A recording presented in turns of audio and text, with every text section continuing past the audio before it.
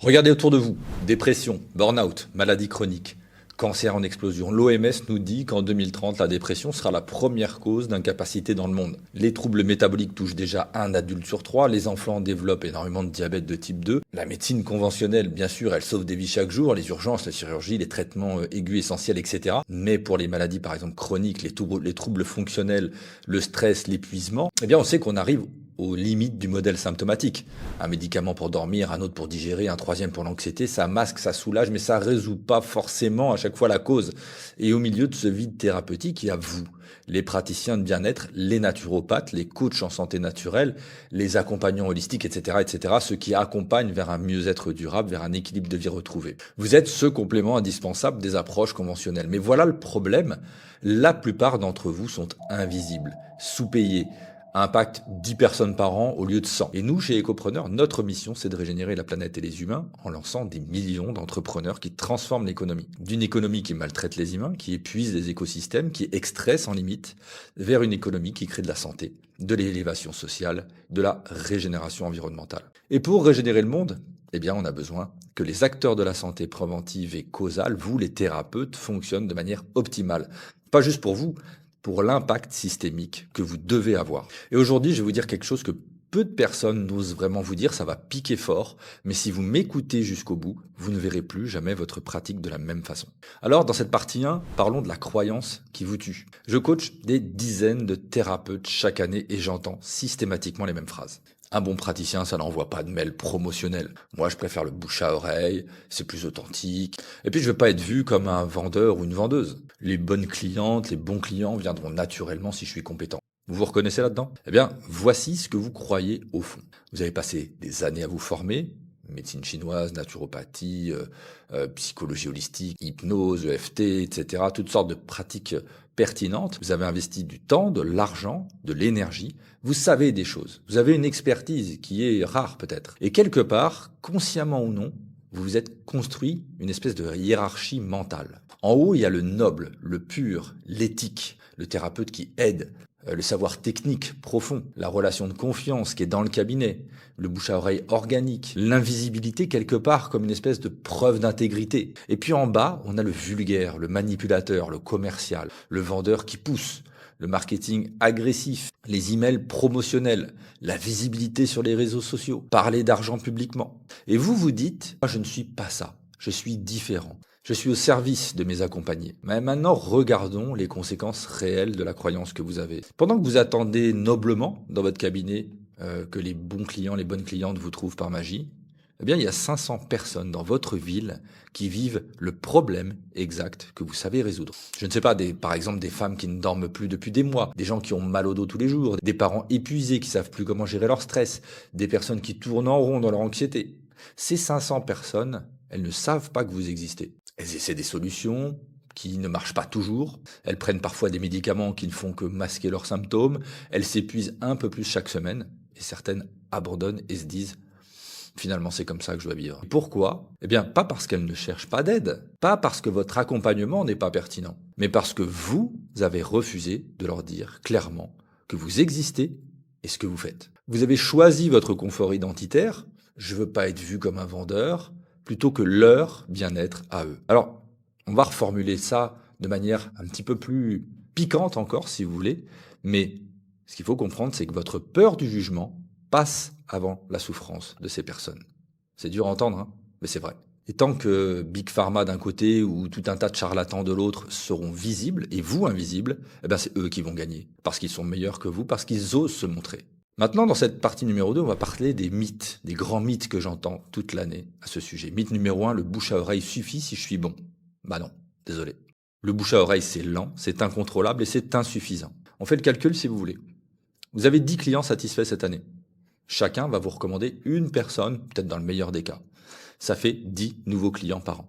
Sur 3 ans, ça fait quoi? 30 clients maximum. Pendant ce temps, dans votre ville, je vous le répète, il y a 500 personnes qui cherchent exactement l'accompagnement que vous proposez.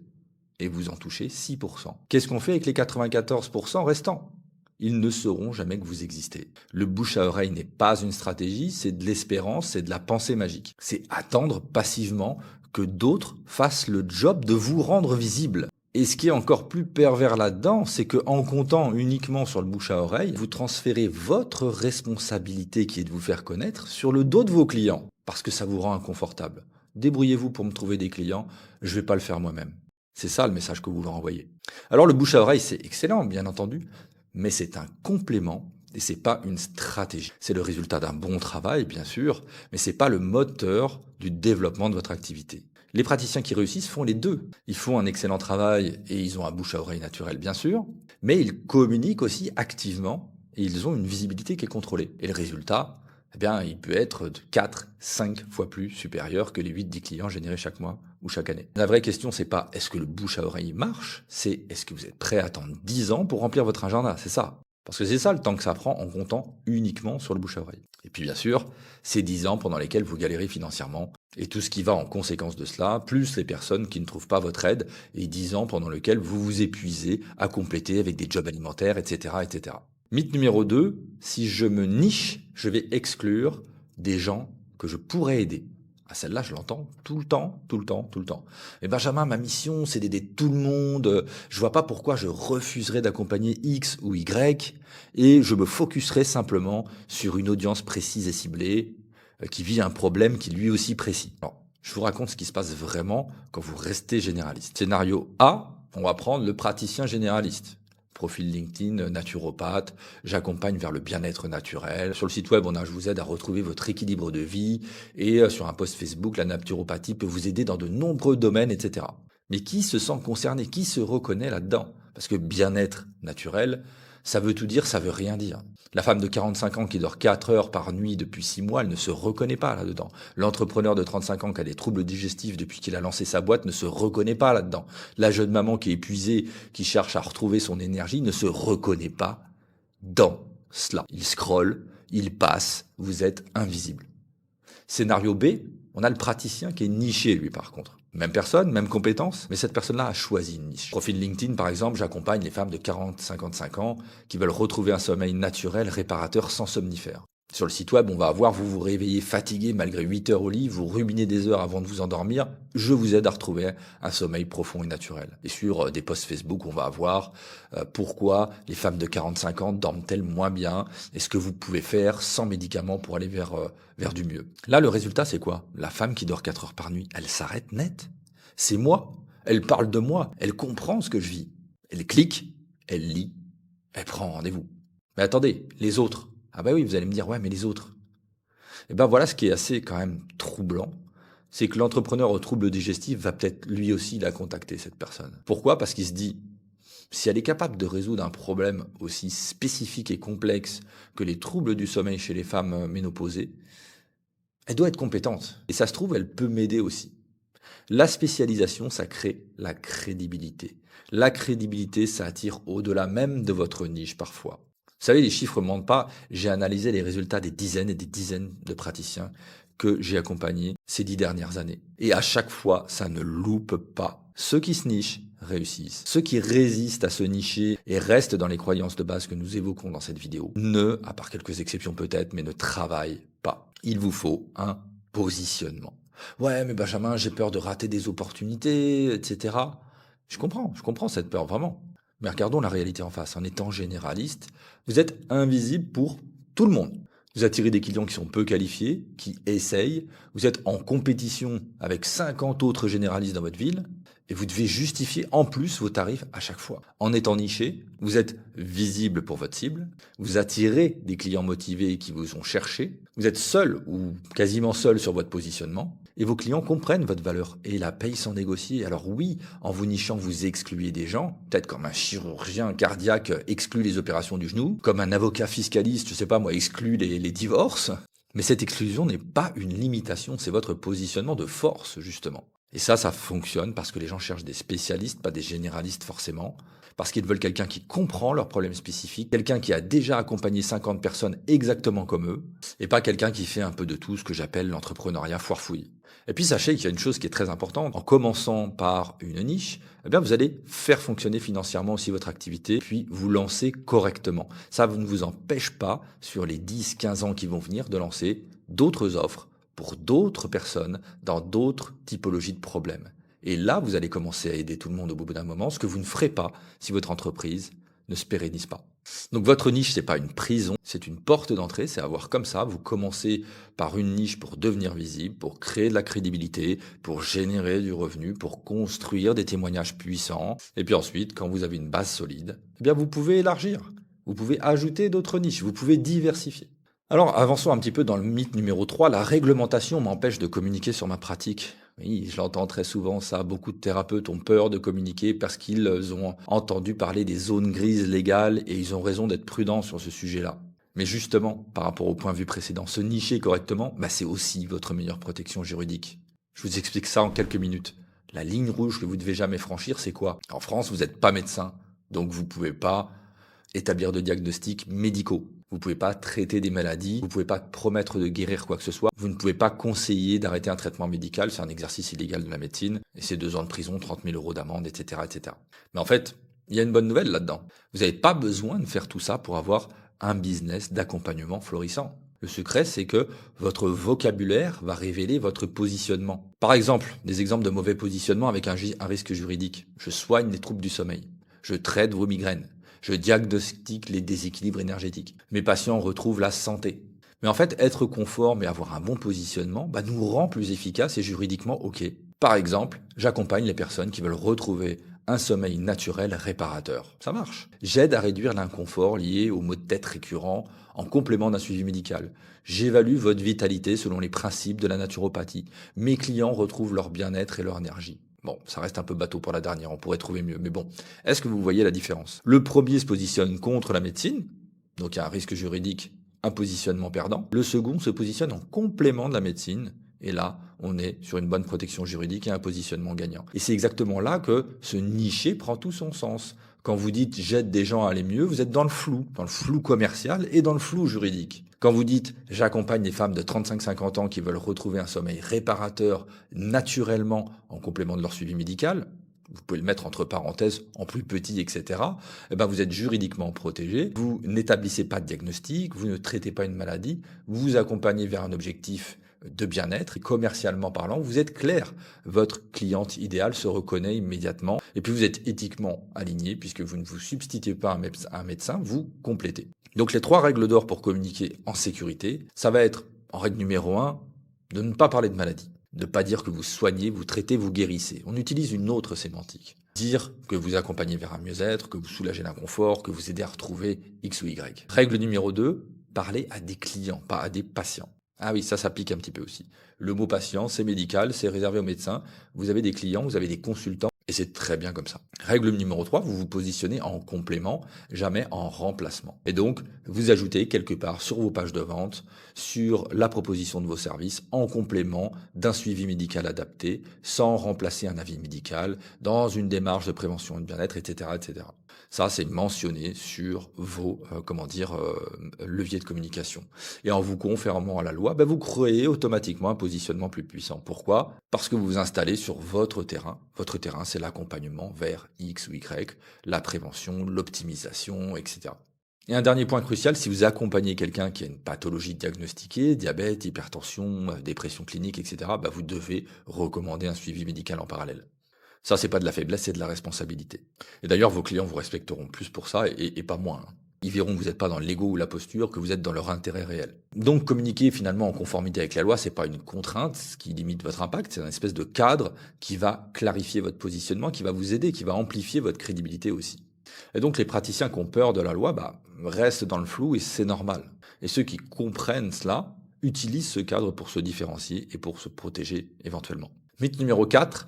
Les bons praticiens n'ont pas besoin de marketing. Cette phrase, je l'entends, je sais pas, des fois et des fois par semaine ou par mois. Si je suis vraiment compétent, les gens le sauront au bout d'un moment. La qualité finit toujours par se voir. Mon travail, il va parler pour moi. Alors ça, c'est une des croyances peut-être les plus toxiques de votre profession et elle est en train de vraiment de tuer votre impact. Et voilà ce qui se passe vraiment pendant que vous attendez noblement que la qualité, votre qualité parle d'elle-même. Scénario 1, vous, le praticien compétent qui est pas forcément visible, vous avez 3 ans de formation solide, vous avez 200 heures de pratique supervisée, vous avez une formation continue tous les ans, vous avez une vraie passion pour votre métier, une approche qui est éprouvée, qui transforme vraiment des vies, et votre marketing, c'est 0 ou presque. Le résultat de ça, c'est quoi? Les gens qui vous trouvent, c'est par pur hasard. Votre agenda, il est à moitié vide. Votre impact, il est limité à votre cercle proche. Maintenant, on regarde un scénario 2. Le coach bien-être qui est opportuniste, mais lui qui est visible. Il a fait une formation en ligne de 2 week-ends à la mort moelle-nœud. Il n'a aucune vraie compréhension psychologique ou physiologique des choses, des promesses grossières, des promesses peut-être dangereuses, des approches superficielles, voire charlatanesques. Son marketing, il est au top. 3 posts Instagram par jour, des phrases chocs, des témoignages parfois bidons, on en voit plein aujourd'hui, qui sont sortis de leur contexte, des promesses de transformation en X jours, des pubs Facebook ciblées sur votre ville, des challenges gratuits qui génèrent X ou Y. Son agenda, il est plein en 3 mois. Il a un super chiffre d'affaires, il a une visibilité locale énorme. Et devinez qui vos clients potentiels trouvent en premier selon vous? Pas vous, lui. Parce que la compétence sans visibilité, c'est un petit peu comme un remède miracle qui est foutu dans un coffre-fort.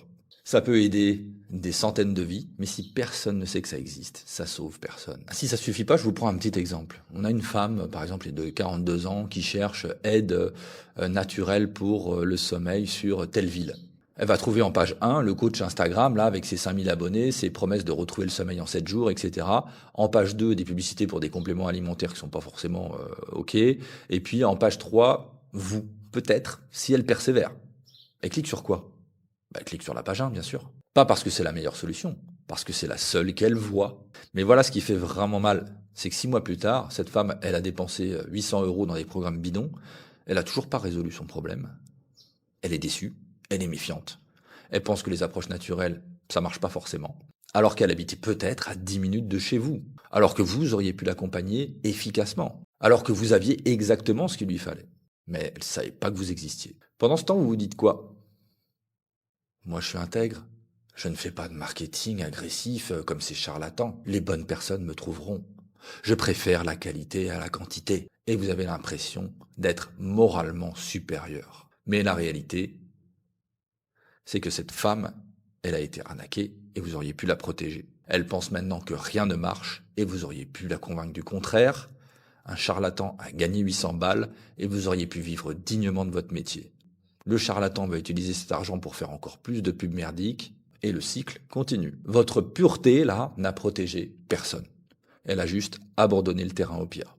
Alors ce que je vous dis, c'est un peu une réalité brutale, mais si vous n'êtes pas visible, vous n'existez pas, peu importe votre compétence, peu importe vos diplômes, peu importe votre intégrité.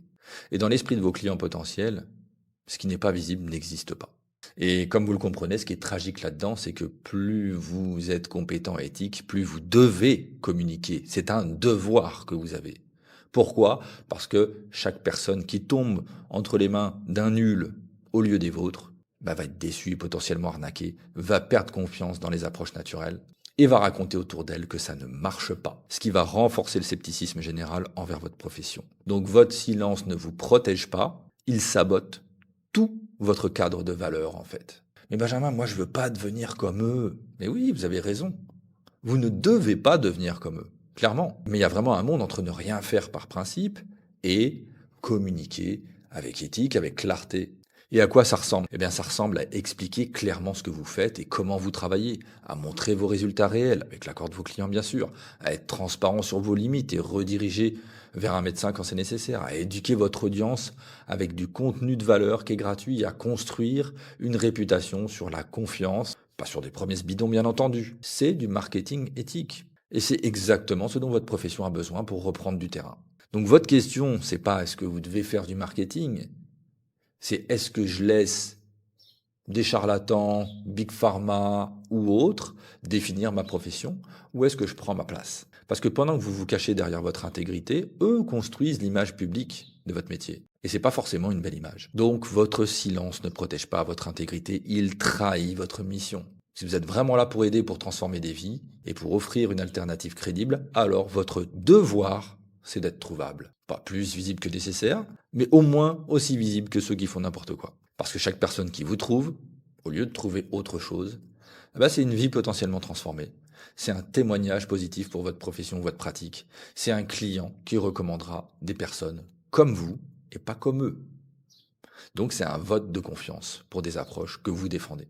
Donc si on répond à cette question, est-ce que les bons praticiens n'ont pas besoin de marketing? C'est faux. Les bons praticiens ont le devoir de faire du marketing pour protéger leurs clients potentiels, pour élever leur profession, pour montrer qu'il existe une autre voie que des promesses bidons ou des stratégies qui ne fonctionnent pas. Et donc votre compétence est votre responsabilité, votre visibilité, votre devoir. Je te stoppe juste 2 secondes dans ta vidéo pour te parler de quelque chose qui est important. Je m'appelle Benjamin Broustet, j'ai créé plusieurs entreprises régénératrices de la planète et des humains ces 15 dernières années. Je suis notamment le fondateur d'Ecopreneur, de Permaculture Design, d'une entreprise dans la gestion de l'eau et de l'éco-construction. Et si tu regardes cette vidéo, c'est peut-être que tu cherches du sens dans ton quotidien en lançant pourquoi pas une entreprise à impact pour la planète et les humains. Peut-être que tu n'as pas encore d'idée, peut-être que tu ignores par où commencer, ou alors tu l'as peut-être déjà lancé cette entreprise mais elle peine à devenir rentable ou à passer au niveau supérieur. Donc si tu es dans ce cas-là, je t'invite à t'inscrire à mon prochain webinaire dans lequel tu vas apprendre comment l'écopreneuriat peut créer un style de vie avec plus de sens, d'autonomie, de liberté, les clés pour trouver une niche utile, alignée à tes valeurs et rémunératrices, les 4 étapes indispensables pour bâtir un business durable et générer un revenu stable.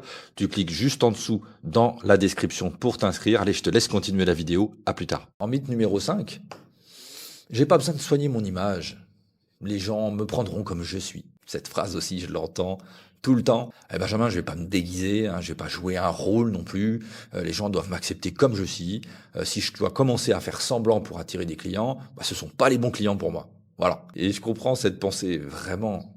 Elle vient de quelque chose de noble, elle vient de votre authenticité. Mais voilà ce qu'elle cache quelque part en réalité. Ça cache la peur d'être jugé, la peur de l'effort, la peur de sortir de sa zone de confort.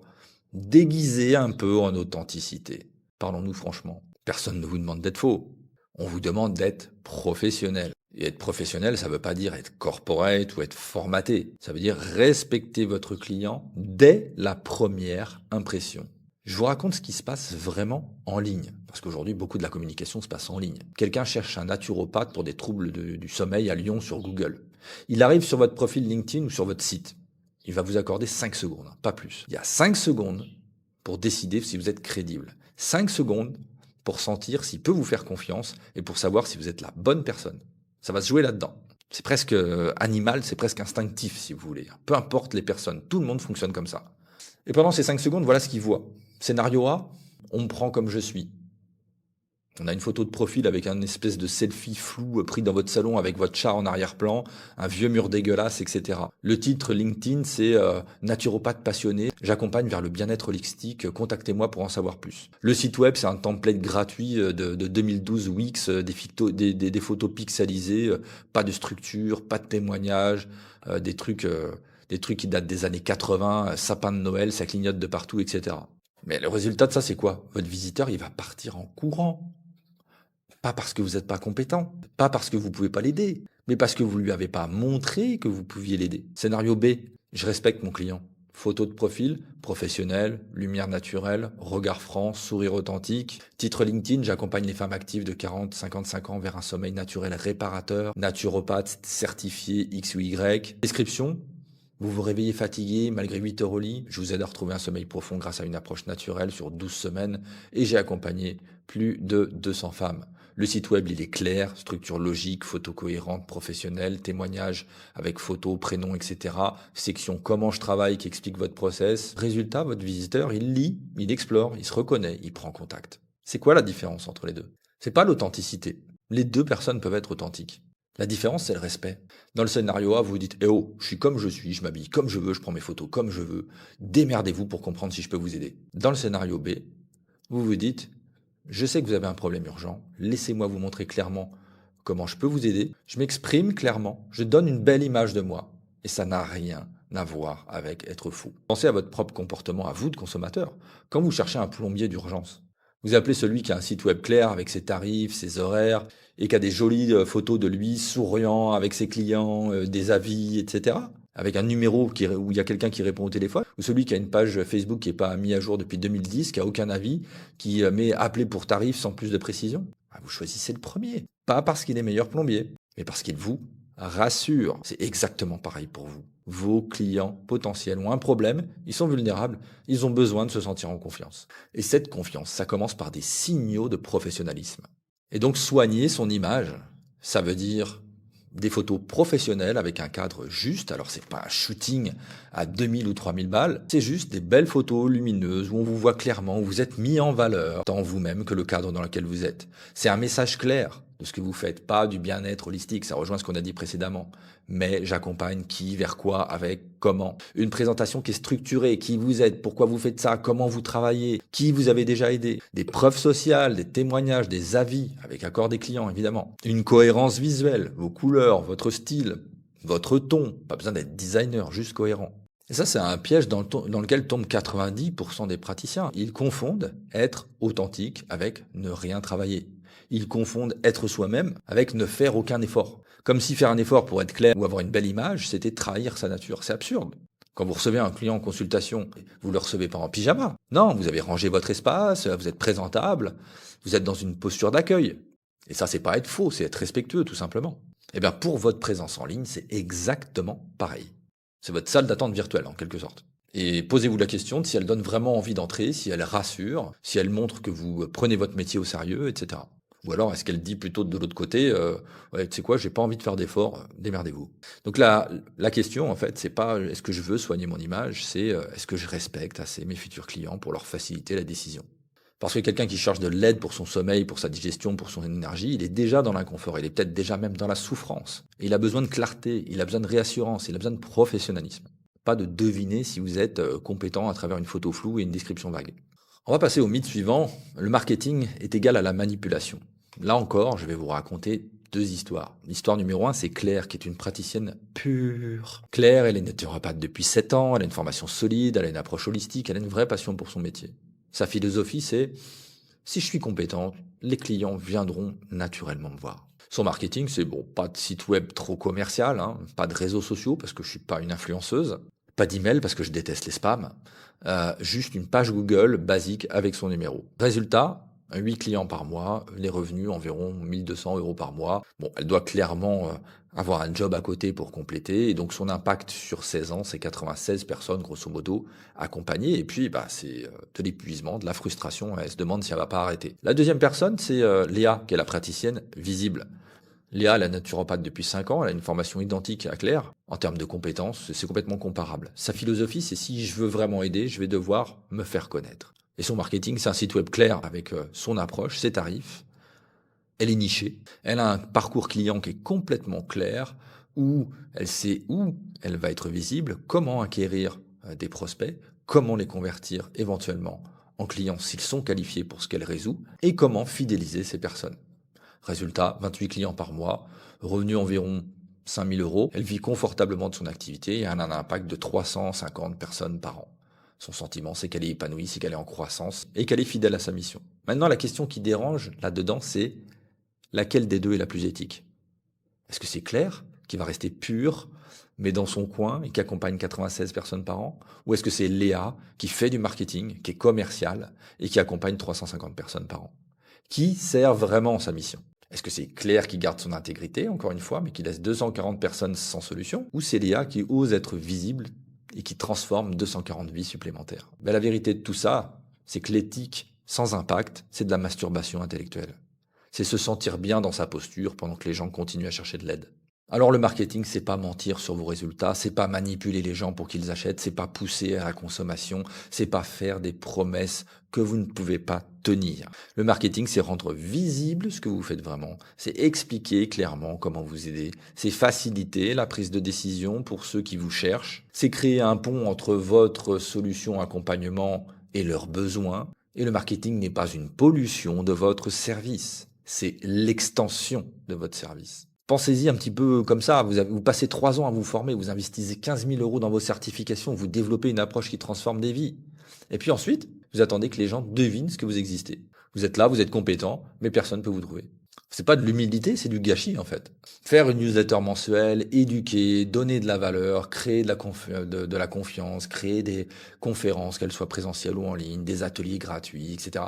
C'est permettre à des gens qui n'ont pas les moyens de consulter d'avoir quand même déjà accès à de l'information de qualité. Faire des partenariats avec les magasins bio, c'est créer un écosystème par exemple local, cohérent, où tout le monde gagne. Et où est la manipulation là-dedans? On ne force personne, on ne ment sur rien, on informe, on éduque, on facilite. Et les gens qui viennent nous voir font un choix éclairé. Et encore une fois, le paradoxe là-dedans, c'est que Claire, qui est la pure, et qui refuse de faire du marketing par éthique, eh bien, elle laisse le terrain libre, encore une fois, à des gens moins compétents, plus visibles, pourquoi pas même des escrocs, pendant qu'elle attend noblement dans son coin. Allez, dans cette dernière partie, on va voir le vrai problème qui sous-tend tout cela. Votre problème n'est pas moral, en fait, il est identitaire. Vous avez construit votre identité professionnelle sur une équation qui est très simple. Ma valeur égale mes connaissances techniques plus mon intégrité non commerciale. OK ? Et le marketing, ça menace cette équation.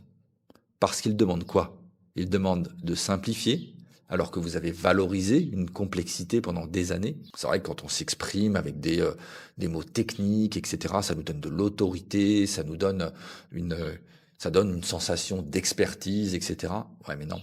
Là, c'est le contraire de ce que le marketing veut.